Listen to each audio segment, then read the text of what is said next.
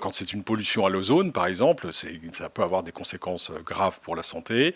Et donc en temps normal, et quand vous faites du sport, quand on fait du sport, quand on court sur un terrain, on inhale 10 fois plus d'air qu'à la normale. Donc on avale 10 fois plus, on ingère 10 fois plus de cette pollution atmosphérique. Et ça peut avoir des conséquences sur le court terme, sur le long terme, en fonction des pathologies de chacun.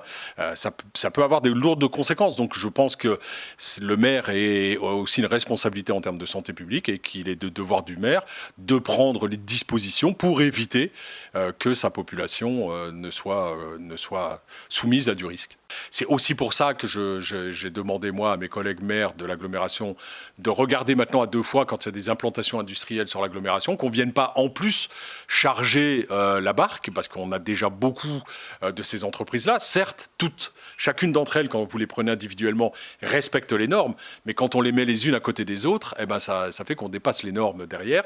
Et donc voilà, à chaque fois maintenant, dans les critères d'acceptation d'une implantation sur le coin, je souhaite, moi, que ça soit des implantations qui n'apportent pas de nuisances supplémentaires à la qualité de notre environnement. Je pense qu'il faut être vigilant. Je crois qu'on a attendu assez longtemps. On est dans la région qui a les cancers des voies aérodigestives les plus importantes de France, voire d'Europe. Je pense qu'il est vraiment temps que les politiques prennent les décisions qui s'imposent pour faire face à ça.